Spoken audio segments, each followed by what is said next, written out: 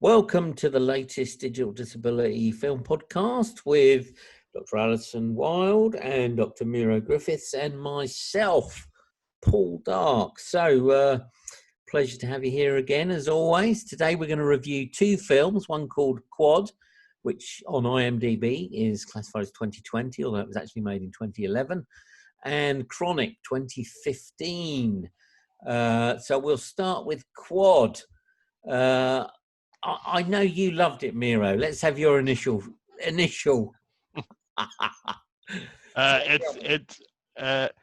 Just two quick stories when I watched Quad.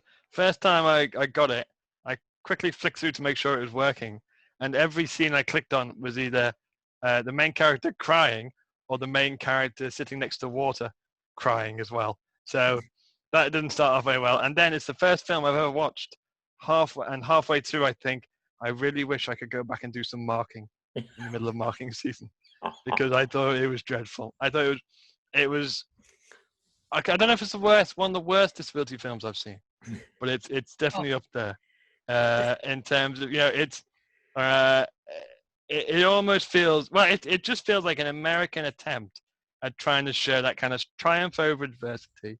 Don't depend on welfare, don't depend on others, do things for yourself. And also that kind of fixation on trying to be self-sufficient and reject any sort of difference or variation in the way that our bodies function. I thought it was absolutely dreadful. We'll come back a bit to that more. Alison, what did you think? I think you're very kind saying it was an attempt, to be honest. I think it probably is the worst disability film, for want of a better phrase, that I've ever seen. When I found myself comparing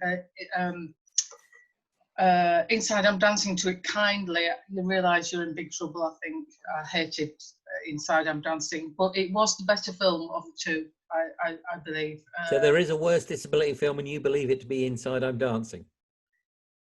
I think definitely. Yeah, I mean, apart from anything else, at least Inside I'm Dancing had a story. It did have a story. And again, it was based on a real story, as was this. But it did have more of a story.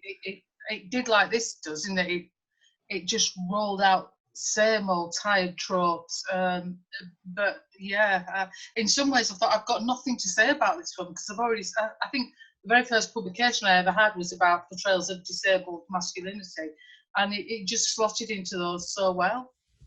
And I said to Steve my partner, after the first 5 minutes, I'll tell you what's going to happen in this film. And he goes, I do hope you're wrong. And I was slightly wrong, I have to say. I didn't expect the twist at the end. What, that he's dead? I'm being kind calling it a twist. It didn't quite pan out the way I thought it was going to do.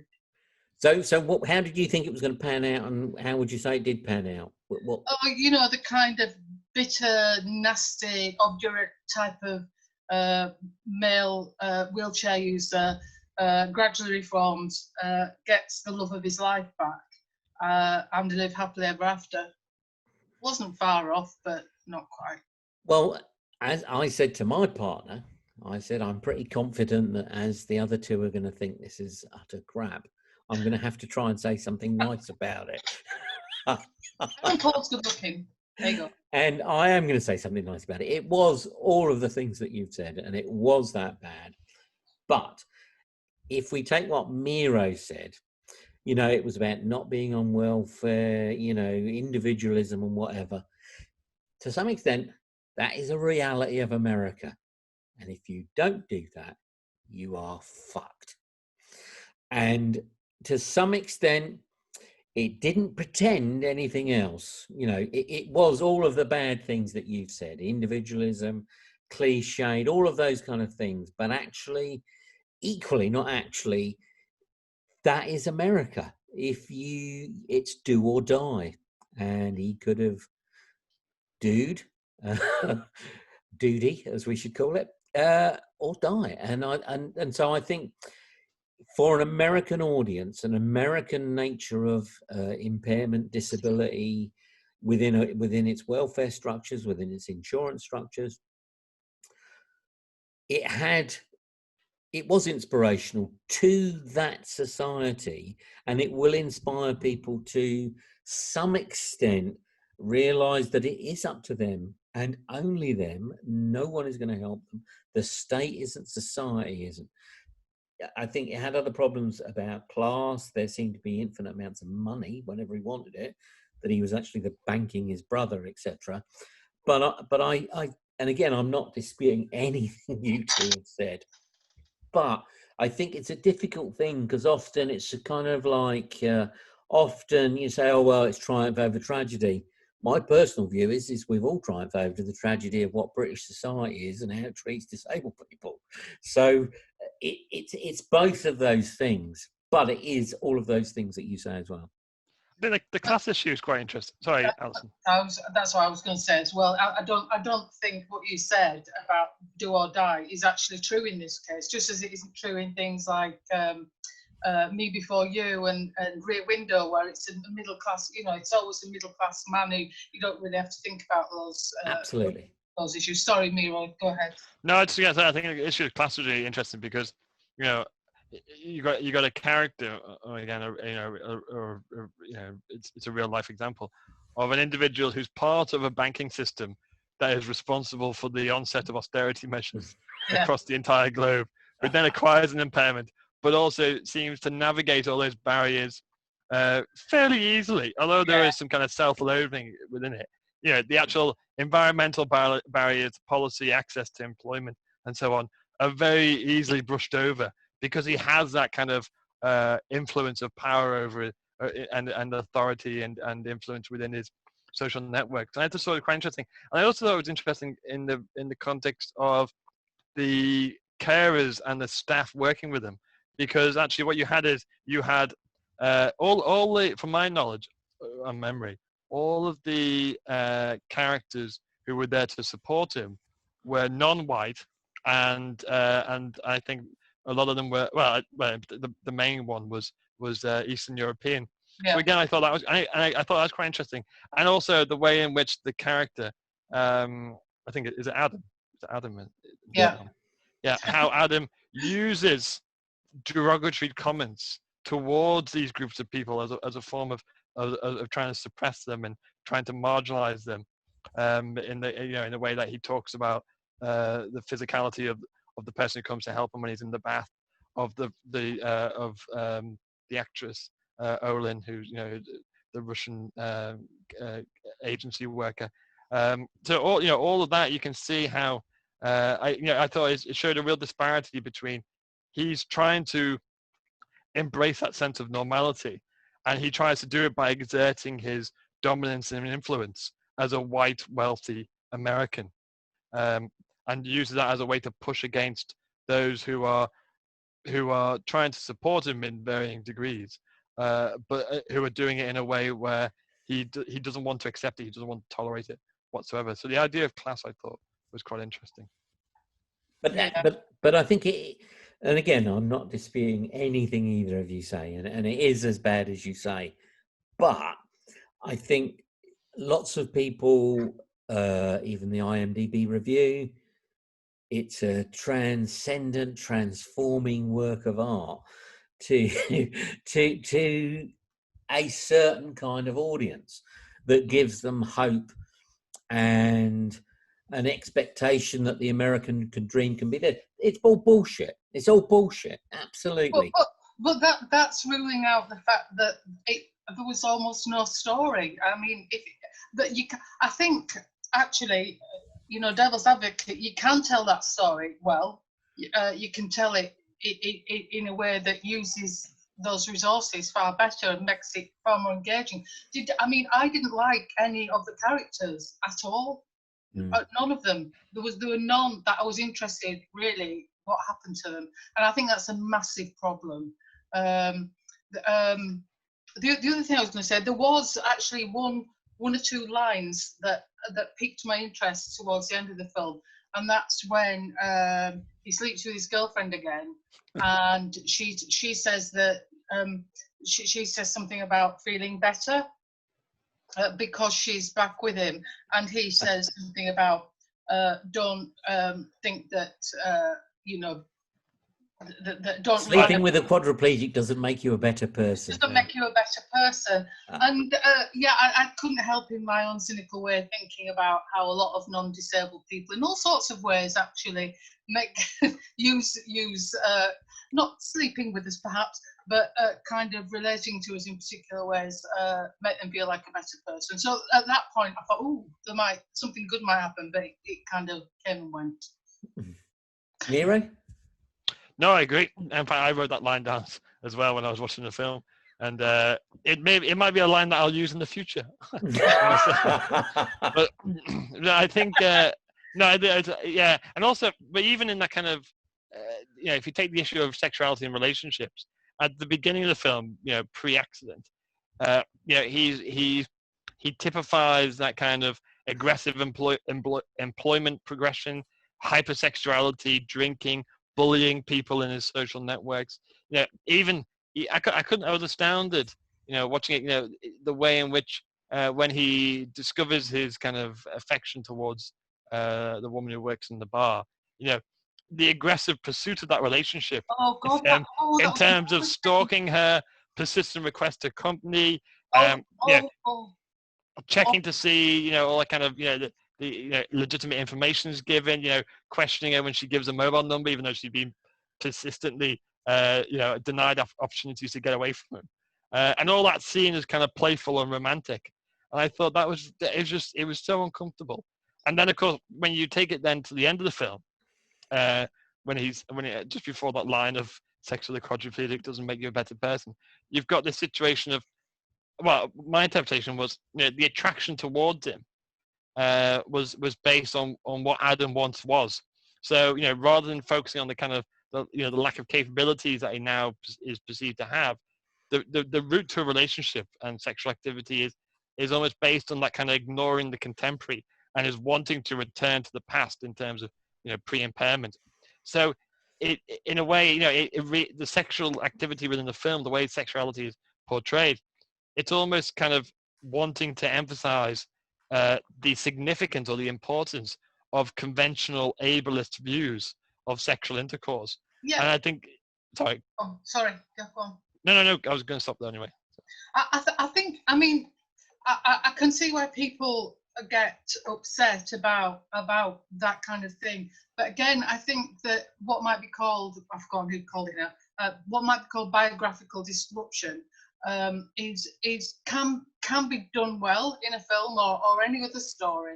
I think, I have no problem myself as somebody with an acquired impairment of seeing stories that focus on or have that as part of their storyline. But that one just took it to extreme levels. It's like that was all it was about, and it was dull at the same time. And again, I'm not disputing anything you say, and I am desperately trying to find something nice to say about it, because, but it did show that dogs don't like people in wheelchairs, which I always think is a good thing to see, because dogs don't like people in wheelchairs, and they didn't like him either.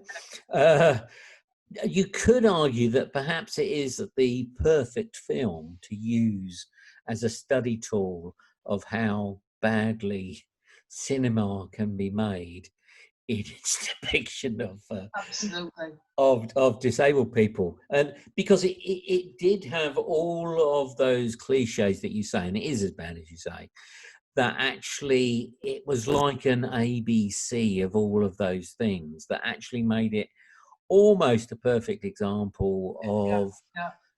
But to some extent, it was revelatory in the sense of showing how society is, in that sense of, and I am scraping the barrel here, in trying to show that it is about, in American society, which of course is fundamentally a third world country by and large, except for some first world cities. It is about that individualism, and you will die if you don't toe the line. It is about normalization, the use of sexuality, sex in I've put work and sex completes the normalization process narrative, for example, and equally even just the use of sight of kids playing. Disability films love the image of disabled people on their own sitting there watching kids playing, and which I always think is just really, really bizarre. But and equally, because there's porn in it as well. They do this thing about watching porn as if that's a route back into sexuality and normality as well, which we'll come back to in Chronic as well. Okay, it's irredeemably bad. So it's also called Adam, by the way. It's the 2020 title is Adam. Did you not think, because you've watched Breaking Bad, haven't you, Miro? Yeah. Only the first few. I haven't finished it. Because this was made at the height of his fame of. Yeah, he's great in that. I love him in that. You do? I do, yeah. I love Breaking Bad. And I've always been a big fan of Lena Olin, actually, who plays the Russian carer, despite the fact that she is, in fact, Swedish and was in The Unbearable Lightness of Being, many, many years ago. But I think it's probably best that we put that one to bed, don't you? Well, can I say one thing, actually? Oh, sorry. Yeah. Hero, go on. No, go on. Sorry, go on, Alice. No, the fact that it's an adaptation, well, it isn't an adaptation. I thought it might be, so I went looking and I couldn't find anything that the Adam it was based on had written. But I think sometimes that seems to give a film credibility, that it's based on somebody's life story. Unfortunately, we can't ask him if that resembled his life at all now, because he died sadly a few years ago. But in terms of it being a very dull film, it's like, why, I wonder, did they focus on that part rather than the fact he went on to have a marriage and a child afterwards? So I'm really fascinated about why they chose to tell his story that way and focus on, what you were talking about, that particular period in his life. I think the writer and director were friends with him. They knew him personally, and they did it from that in their discussions with him. I think, I think true tales are always problematic, and the thing is I think it was probably this sounds awful, but a fair representation of his life, and he would have loved it, because again, that is the American narrative that he rebuilt for himself within that narrative, and probably in his own psyche. So I don't think he would have had a problem with it, and I think that. What were you going to say, Miro? Well, I was going to say one thing that really stands out for me, which almost typifies all the things that we've been talking about, is when he's in the hospital waking up after the accident, and you've got the introduction to how the body's going to function post accident. You've got this kind of awareness of paralysis and the consequence of an impairment, and you see his partner who's outside the glass room and unable to reach him. I thought it almost was symbolic of that normative thinking that relationships, sexuality, happiness, hopefulness, opportunities remain outside of the reach of those who acquire impairments. And I thought, I'm not saying it was done intelligently, but for me, it kind of really stood out as a representation of all the things that we got a problem with, and it, in the way that it portrayed that scene, because it wasn't doing those things, but it was reinforcing all the critical points that we've made, and I thought that was quite interesting.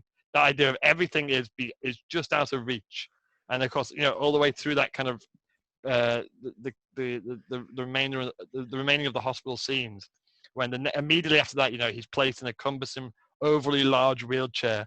It's not, and then again, his rehabilitation is almost seen as if he's in a prison. You have a visitor now, you can go and see the visitor. Otherwise, you have to stay in the kind of recreational area and just try to perform normative functioning.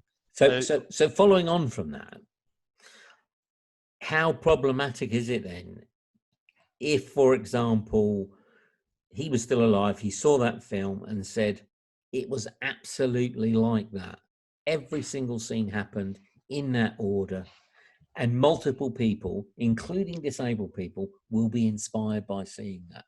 Well, again, I think that shows the disparity between the importance of politicizing the experience of disability and the extensive conversations that disabled activists and disability studies highlights and engages with, and the disparity between that and actually how the majority of the social world functions, in that it looks for that, and in that it believes and accepts those ideas of those kind of things being just out of reach, and therefore you must spend the entirety of your life trying to pursue that as a way of you changing to fit into the way that society is organized. So it almost, I suppose the film for me, it gives me a sobering realization of just how far there is a disconnect between the kinds of things that we talk about in these podcasts and beyond in our kind of networks on the politicization of disability and representation of disability historically and contemporary, and what people want and what people experience,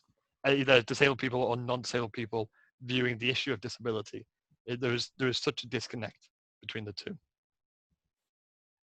I agree. Perfectly put. We're going to end that one there because I think we've done quite a long time on it. Probably far too good for our own sense of self. And we're going to move on to Chronic, which is a 2015 film made by Miquel Franco, a Mexican director, but it's a mainstream American film with Tim Roth, and it is almost entirely about Tim Roth. I think he's in every scene. So what did this was your choice, Alison, so we're going to let you start. What did you think of it? Well, you know what I think of it. I absolutely love it. Again, I think my partner didn't expect to like it, and did, but not so much the ending. I like the ending. I still am unsure as to what it's supposed to mean. We'll come back to that later, I guess.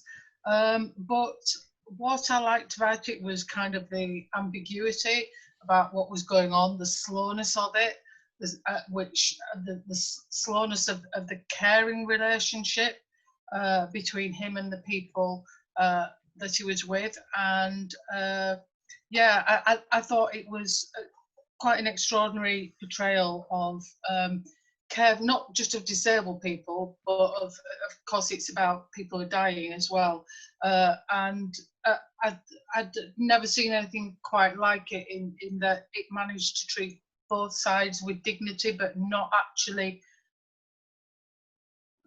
tell you what to think. So I'll leave it there until you two. So would you say, because I want to question you a bit more about it, because you liked it so much, would you say that I can imagine a lot of people won't like this, not just for its stylistic thing. I agree. But because of that ambiguity. So, for example, because there is a kind of like assisted suicide elements to it, but it's not necessarily for it or against it, that ambiguity. And there's a whole range of things about, sexuality and all of those kind of things. And so I can imagine most people will not like this because I agree. It is different. So what would you say, in essence, it was about? Me or Miro? Yes. No, Alison. I would say in some ways, I mean, it'll sound awfully, I don't know, probably not very good, but I'd say it's about life itself in a way, but I think it's also centrally about the ethics of care, about the ethics of caring for other people and how we do that without falling into those many contradictions of care. Like you said, one of the people he looks after does want to be assisted with dying, and he seems to almost shape himself around what he perceives are the needs, and to know those needs far better than anybody else, the stranger, knowing about those needs, which of course upsets families who really want to care but somehow don't have the capacity. So it's like about all those contradictions of care. I mean, I'm not so sure when I think of that film, I'm not so sure if my partner or my children were in a position where they needed those levels of care, that I could provide it that way. And yet here we have this stranger who actually gets into trouble for caring too much. But is it caring too much, or is it all about him? And those questions never get resolved, as in fact they don't in real life. So that's why I find it's a study of, rather than of the ethics of care. Sorry, that's why I like it. Miro, what did you think? No, I agree with Alison. I really loved this film, and I think it blurs that line between. Well, let me start again. It does engage with the ethics of care, but it's also, I think, goes a little bit further to question the blurred line between caring and the nature of care and the role of support. And I think that was quite interesting, because obviously we use those terms very interchangeably, but within the disability activism, within disability studies as well, we have questioned the idea of care and the problems associated with imposing care and taking away control of the individual, choice of control of the individual. And I think this film provides a really good observation of those issues, if you're able to have that existing knowledge and that existing insight into the complexity surrounding care and support. I also think it raises issues of the role of family and the role of support. And as a PA user, as a 24-hour PA user, that issue of having somebody in your life who's not part of your family, who is yet involved in the dynamics of the family through their sheer presence and intimacy of the things that they do, I think is really fascinating. But it also, I suppose, the film engages with ideas of isolation and loneliness, not just for the people who he's supporting, but also in terms of himself as well, as a care provider who works for an agency going around. And also, there's parts in the film where, which I'm sure we'll come on to, in terms of when he's accused of sexual abuse, and the kind of the dismissiveness of it, in terms of just moving him on. He has to leave the area. So in one sense, it kind of engages, I think, critically with the ethics of care, also looking at that kind of distinction between care and support. But also, I thought was quite interesting in the way that he, as a character, almost assimilates and reappropriates the life of those people he's with. Absolutely. So, when he meets the when he's with the first character who's dying, and then after she dies, goes into a bar and says, "Oh, I'm mourning my wife, Sarah." And of course, it's not his wife; it's somebody who's been providing care support. Then you come to the next character, and he pretends to be him. He pretends to be an architect. Then he pretends to be the brother of the architect to visit the house. So all of that, I think, is really fascinating, and that kind of the role of the support worker in the lives of the people that they are providing support for. It's and the question. Yes. Yeah. Sorry. Yeah, and it's that kind of image of is the role of a support worker to be invisible, or is it to assimilate within the dynamics of the family and within the kind of networks of the family? But also, and I'll stop here, but also I think, and I think this is Paul, you may want to say a bit more on, based on our kind of previous observations of him. But there's also that kind of there's an additional layer of the issue of suicide and the issue of assisted suicide, which I think is quite interesting. And the idea of he is reluctant to engage in suicide and in assisting someone to die, then does it, and then kills himself afterwards. And I thought that was fascinating as well. Not straight afterwards, so not No. The disabled person's told him in no uncertain terms how he feels about it. Yeah, sorry, yeah. But equally, yeah. that I agree with both of you by and large. I think it was a bit more problematic on many levels, in the sense that I think it can be interpreted as being pro-assisted suicide, which obviously I'm not pro-assisted suicide. But I think one of the things that problematizes all of those issues is the fact he's a fucked up guy. So in that sense, nothing he does can be seen in any other light other than the fact that he's a deeply troubled individual from his own child dying, the breakup. And, it is about exploring how loss, terminal illness destroys not just the person who dies, but the family dynamic and oneself. And I did quite like that. But I thought by having it being about him then, and I saw it as him being about assuaging his own guilt at his failure to save his own child. And again, it doesn't, and often with many films and anything to do with art, it doesn't matter whether that's the intent. I think people can see it that way. I did. I think you can also see it other ways, but I think that problematizes all of those elements. I think what was really interesting was he only kills himself after he starts looking after a non-terminally ill person, which I thought was quite interesting. But equally, and I think we probably all agree, he does commit suicide at the end. Well, it's not certain, is it? It's not Well, certain. to me, he looks at the road and goes out and he's killed.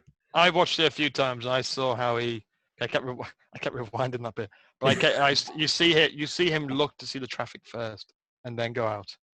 Yeah. So I assumed that was a case of. And I took that, and I quite liked that, because I thought it was about the whole notion of professionalized care, as opposed to seeing individuals as having any communal worth, cultural or social capital, is dehumanizing for everybody involved, the individual, the family, and the person who does it. And that actually it's just a soul-destroying process, everything about it. And again, it is America. He did only tend to work for fairly well-off people, or his last one with a friend, because he'd been dismissed before, and that was his way of getting back into it. So I think it was a lot more problematic. I enjoyed it, and I thought it was very good, and I think it does explore a lot of those issues. But I think there's way that people can interpret it in ways that I think are quite unproductive to anything that we tend to see as progressive in the Sure. kind of politicization of impairment and / disability. And so I had great problems with it. It was quite nice to see a film of that style. I read that he's a big fan, the director, of Bruno Dumont, and I would recommend that you look up Bruno Dumont. He's made. There's one of his which is particularly cool, which is a kind of a 6-hour epic called Petit Quinin, which is a French thing, which made in 2014, 2015, or even Camille Claudel with Juliette Binoche as Camille Claudel in an asylum, and they are works of art, particularly Petit Quin. And that whole style of the static camera, the lack of music, I thought it was about, as a film, it allowed you to engage with it in a way that most films don't. I think I read that there were only 97 shots in it that all last on average about 1 minute, which again is a whole different style that I think it worked really well, particularly for that kind of film. But I do think that it is problematic. It had some good things in it, but he's dismissed and charged with sexual harassment because he lets one of his charges watch his porn, but it's the guy who chooses to watch porn and he lets him do it, and there's no problem with that. It was about choice and control and those things, which I thought were really good. But and there is a couple of lines about. So, for example, I think the woman who he euthanizes at the end says something like, "Oh, my daughter had a child who had an abortion because it was going to be disabled." Yeah. And that was the right decision. So I think there's a whole range of things in there that allow people to read it in particular ways that I don't think are particularly constructive or progressive in any way whatsoever. But it is worth seeing. You come back, Miro. No, I thought that I had that written in my notes as well. That scene with Martha, and the chemotherapy, and also I thought even the scene after that, when she discusses her niece's abortion, you have an exploration of the kind of loneliness and isolation of impairment, because again, I think shortly after that, Martha, when she chooses not to have further chemotherapy, and she pretends to her family that she no longer has a terminal illness, and it was an indication of how the family interactions in her life were based around impairment. So they were going to come visit at the end of the month, but they no longer have to because she's cured of any terminal illness. And I thought that was particularly interesting as well in that. But I thought that, for me, I thought the interaction with John, the kind of the chapter in the film about his exploration of providing care, but also being a companion to John was particularly poignant for me. it blurred that line between companion, partner, and assistant. In fact, all the way through the films, but I think it was typified mainly in the scenes with John. But in fact, if you look at all the characters he was working with, with Sarah at the beginning, you have those scenes when he helps her off the sofa, but it's almost like an embrace of affection and hugging when he's lifting her out off the sofa. And then you see with John when he's sitting watching films with him, and actually they're holding hands in bed. He's in bed and David's next to him, and he's holding his hand. So and again, other scenes when he's sitting and having lunch, and I think Sarah is helping him to prepare his own lunch. I think that was I just thought there was really poignant scenes of blurring that line of how do you determine what is a companion, what is a partner, and what is an assistant when somebody requires that interchangeably throughout their life. And again, it's a question I think that is significant for the disabled people's community, particularly those who have personal assistant needs. That idea of, well, how do I, for me, how do I receive support of my partner, who is primarily my partner, but also drifts into the category of a personal assistant as well when she's helping me do things, as well as a personal assistant who actually may see me more often than they see their family and see their partner. So it's really, I think it's fascinating. I think it brings up those issues, but it does require you to have that pre-existing knowledge of it. And there's a danger, as you said, Paul, in that if you don't see that, then you see it for a very different film. But I don't think we can do anything to try to address that. But I see the film as a piece of observation. The way that I love the camera style, the kind of static camera. But also, if you notice, a lot of the scenes with the disabled characters in their home, it was the camera work was outside the door. So it was almost that kind of gazing into the room, into the life of the disabled person and their impairment effects, which I thought was quite interesting. Yeah, I thought those scenes are really beautiful. And I think, if nothing else, what this can be commended for above many other films is that it was unflinchingly looking at bodies that were ill or disabled.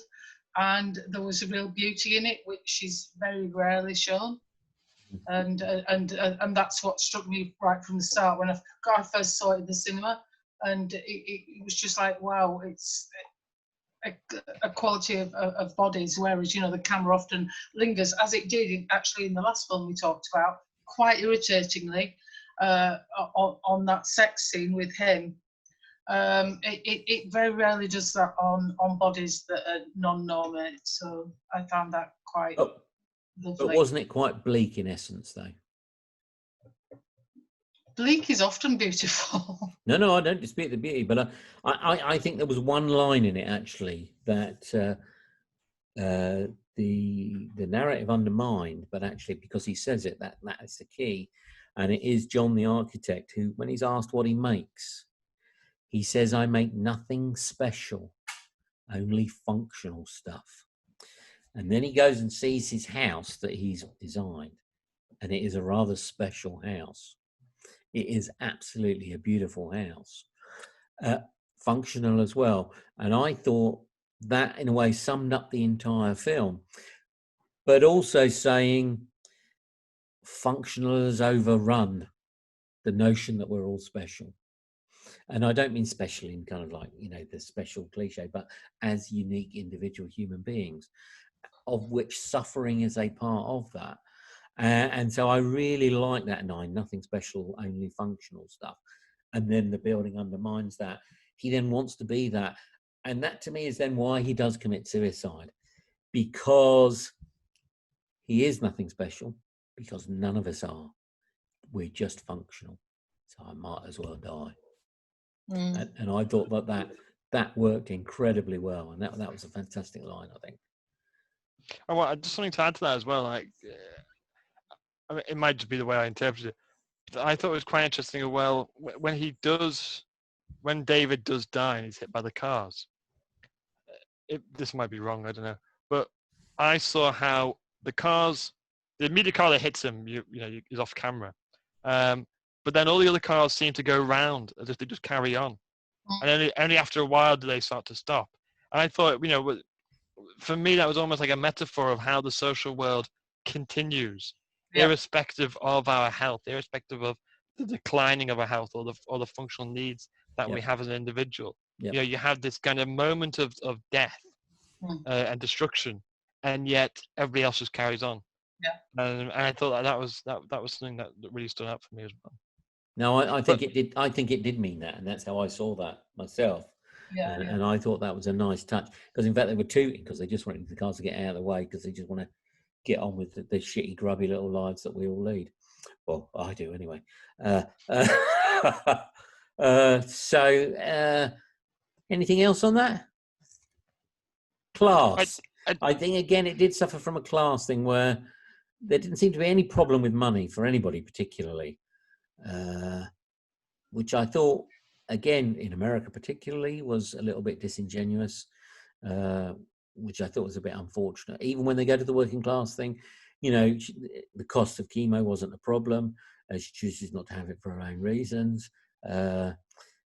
So I think there was stuff that could have been done a little bit better there, but you know, that's not what it was about. So I didn't mind. Plus, it was also good to see Becker out of the Rockford Files in it, which I know you're all far too young to remember, but he is in fact the old man who's Marta's father. And of course, I grew up watching the Rockford Files, so that was just a little bit bizarre. So, and he died soon after the film. Anyway, little side swipe there onto nostalgia. Anything else? The only thing I would add to this is that I thought there was an interesting point between him and Marta when she asks him to facilitate her suicide or contribute to her suicide. You know, you and then he's reluctant to, and she throws questions of, well, you know, you would do it for your son, so why wouldn't you do it for a patient? And again, you know, that kind of line always comes out, doesn't it, in terms of when we think about assisted suicide debates. And again, I'm, you know, just disclaimer, I'm completely against the idea of assisted suicide. But you know, you had that idea of, well, you wouldn't want it to happen to you or your family, so why wouldn't you do it for me? And of course, that then leads, I think, to his general reluctance, but still he continues with the idea of going along with facilitating Martha's death. And then afterwards, when he kind of leaves, obviously you got those issues, but when he's reluctant to, and he tells Martha that he won't do it, and she just dismisses him completely, and it's almost like the role of support then is made redundant if it's not to facilitate the death of the individual. Mm-hmm. Right? And that you know, so it was kind of it was also when the issue of suicide is brought in, does suicide supersede all the additional complexities and issues associated with health and assistance, in terms of, you know, if the primary reason is to commit suicide with the support of somebody, then if that's not available, then everything else underneath it collapses. So the idea of accepting or working with the importance of personal assistance, understanding impairment effects, understanding rights and what you need in order to be part of the social world, all of that is forgotten about because the pursuit of suicide becomes a primary thing. And if that can't be achieved, then everything else is made redundant. Mm-hmm. No, I'd agree. I think, and this sounds awful, but I think I would have had a serious problem with the film if he hadn't have killed himself at the end, because to me, the killing of himself at the end was a direct result of that notion of that he had become functional in delivering suicide, and that actually that was the end of humanity for him as a lived experience. There are other bits in there as well, but I think that actually pulled it back from the brink. And again, because I might as well be clear, I'm against assisted suicide, but I think those ambiguities, it was saved for the ambiguities because of that final moment, which I think, again, I thought him becoming the PA for the disabled person was a little bit redundant as well. I just thought you could have done without that whole bit of him going to work for a disabled person as opposed to a terminally ill person, so to speak. And then, because I think it opened it to an interpretation that I don't think the director wanted. I think the director wanted all of that ambiguity, the ethics of care, the notion of love, I think, at the heart of human relationships that he had lost hope in through seeing how families control, marginalised, and don't care and don't love. And so I think the disabled person bit was just at the end was just pointless in my view. I would have liked more. I thought it was really interesting to focus on David and John and the kind of pursuit of sexual exploration, and again that kind of. And I thought, you know, it leads to him being accused of sexual abuse, him then having to leave the area, and the kind of complexity and the kind of problems that emerge from that. But you know, from a disabled person's point of view and somebody who's engaged in the development of self-directed support, the issue of accessing support and personal assistance, but also trying to have a sexual identity is really complex and is deprioritized within the key issues affecting disabled people and the kind of conversations that we have. But I thought I just wish that would have been explored a little bit further in the film, because I thought that was a really, really interesting aspect to try to uncover and unpack. Any more, Alison? Well, I think some of the things that you've just said, you know, about the care, well, both of you just said about the care relationship, of course, there's, you know, the elephant in the room about most people who are in those roles is that it's, apart from the love of doing it, it's quite a thankless task. So if you know, you are put in that position as he was put in the thing, in the film, where his former life was, and that intimacy that providing was no longer was there, and then the work that you enjoy or commit yourself to doing is not working well. One can imagine, given having committed yourself to that role, that it becomes very hard to sustain, I would think. So I think, I mean, having kind of, you know, done research on the past on kind of the experiences of service users and carers, you know, there is quite as we know, quite a lot of there are quite a lot of problems associated with sustaining caring roles. So I think, yeah, that's very rarely something that you get to see discussed in films. So. Absolutely. Well, I think we'll end it there, and look forward to chatting about the next films on the next one. Thank you.